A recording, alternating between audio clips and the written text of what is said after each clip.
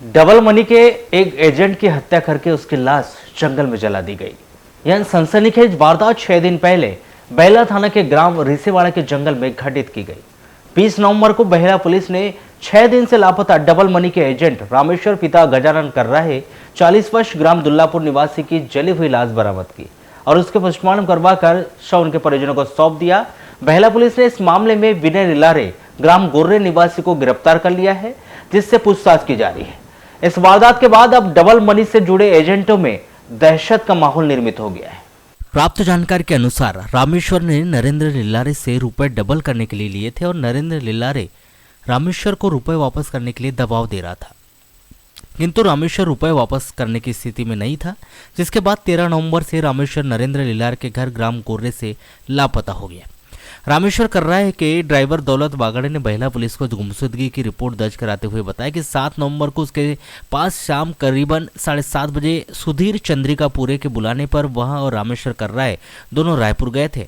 रायपुर में पहले से ही सुधीर चंद्रिकापुरा के साथ नरेंद्र लिलारे, गोर्रे, चंदू भटेरे, विनोद भटेरे, सरोज भटेरे बोलेगांव, ऋषभ दोनाड़कर निवासी भानेगांव से मिले, जिसके बाद 13 नवंबर को रामेश्वर, चंदू, सरोज, ऋषभ दोनाड़कर रायपुर से ट्रेन में बैठकर आमगांव आ गए, जहां पर नरेंद्र लिलारे, जो हमसे 2 दिन पूर्व ही रायपुर से वापस आ गया था, उसने हमें लेने के लिए गाड़ी भेजी थी, जिसमें बैठकर वे भी गोर्रे आ गए। जिसके बाद दौलत वाघाड़े और रामेश्वर को नरेंद्र लिलारे ने अपने घर पर रोक लिया।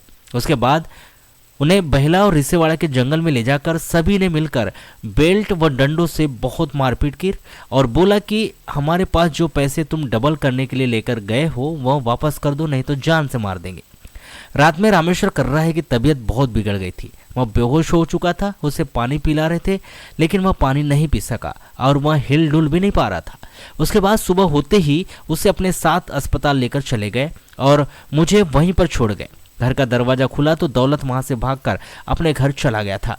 दौलत वाघाड़े ने बताया कि अब तक रामेश्वर अपने घर नहीं पहुंचा था, जिसके चलते उसकी पत्नी के साथ बेहला थाने में आरोपियों के विरुद्ध शिकायत की।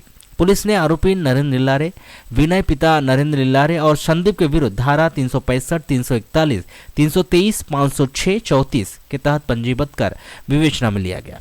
13 नवंबर की रात्रि में की गई नरेंद्र लिलारे और उसके बेटे विनय लिलारे के द्वारा की गई मारपीट में रामेश्वर की मौत हो गई और उसी रात नरेंद्र लिलारे ने अपने बेटे और अन्य लोगों के साथ मिलकर रामेश्वरी की लाश को रिसेवाड़ा के जंगल में ले जाकर लाश को आग के हवाले कर दिया। बताया जा रहा है कि रामेश्वर कर्राय डबल मनी मामले में एजेंट का काम करता था, जिसके द्वारा पैसे नहीं दिए जाने पर निवेशकों के द्वारा उसके साथ मारपीट की गई और उसे मारकर जंगल में फेंक दिया गया। 20 नवंबर को जंगल में एक जली हुई लाश देखी गई। मौके पर पहुंची बेहला पुलिस ने लाश बरामद की, किंतु मौके पर उसकी शिनाख्त नहीं हो पाई थी।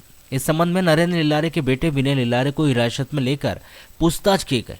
उसने रामेश्वर से मारपीट में उसकी मौत हो जाने के बाद उसकी लाश को रिसेवाड़ा के जंगल में ले जाकर आग के हवाले करना बताया।